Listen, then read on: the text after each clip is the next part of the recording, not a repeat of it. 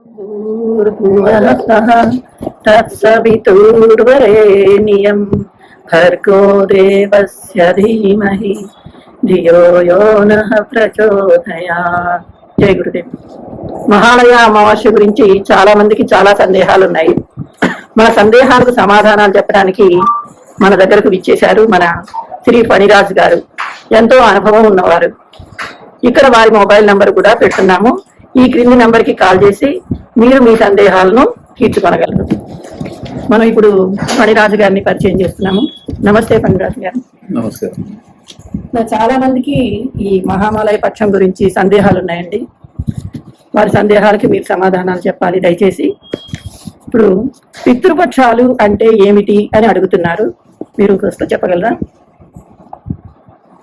పితృపక్షం అంటే సంవత్సరంలో భాద్రపద మాసంలో బహుళపక్షంలో పాఠ్యమి నుంచి అమావాస్య వరకు ఉండే ఈ 15 రోజులను పితృపక్షం అంటారు.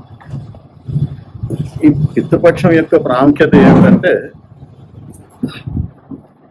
ఎవరైనా చేయవలసిన కర్మకాండ తిథులు కానీ తద్దినాలు కానీ ఇవి చేయక ఎగిరిపోయి ఉంటే కనీసం ఈ రోజైనా చేయండి అని అర్థంలో చెప్తారు బయట. కానీ అలా కాదు. ఈ తర్పణం అన్నది ప్రతిరోజు చేయాలి. ప్రతిరోజు వీలు పడకపోతే కనీసం ఆ ఇంట్లో గతించిన పితరులు ఏ తిథిలో గతించారో కనీసం ఆ తిథిలోనైనా చేయాలి. కానీ అది చేయకపోతే ప్రతి అమావాస్యకు చేయాలి. ప్రతి అమావాస్యకు చేయలేకపోతే సంక్రమణాల్లో చేయాలి, తీర్థాల్లో చేయాలి, పుణ్యక్షేత్రాల్లో చేయాలి, పుణ్యతీర్థాల్లో చేయాలి.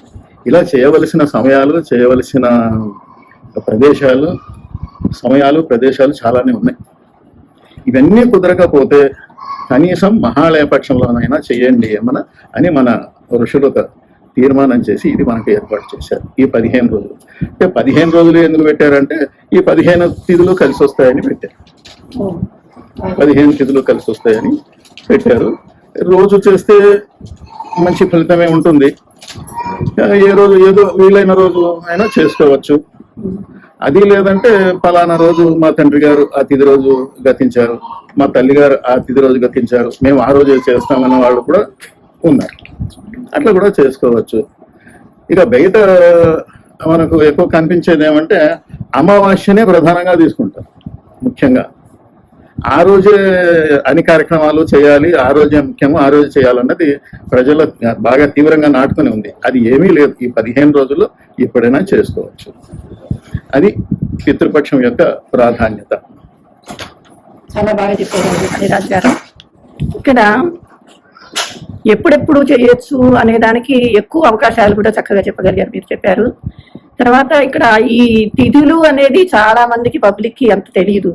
మన క్యాలెండర్లో డేట్ ప్రకారంగా మీరు ఏ డేట్ నుంచి ఏ డేట్ దాకా అని చెప్తే చాలా మందికి అర్థమవుతుందండి. 8వ తారీఖు నుంచి 21వ తారీఖు, 8వ తారీఖు నుంచి 21, 8వ తారీఖు సోమవారం నుంచి 21వ తారీఖు ఆదివారం వరకు పితృపక్షం. అట్లే ఇంకో విషయం ఏమంటే నేను పూర్తిగా వేదం చదువుకున్న వాడిని కాదు. ఇది బాగా అర్థం చేసుకుంటాను. వేదం నేర్చుకున్న వాడిని లేకపోతే ఈ తిథుల గురించి దీని గురించి తెలిసిన వాడిని అయితే కాదు.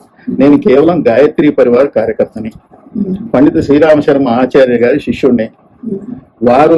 వారి వల్ల నాకు ఏం సంక్రమించిందో, ఈ సాహిత్యం వల్ల నాకేం సంక్రమించిందో, కర్మకాండ భాస్కరం అన్న గ్రంథం ద్వారా ఏం సంక్రమించిందో దాన్ని మాత్రమే నేను చెప్పగలను.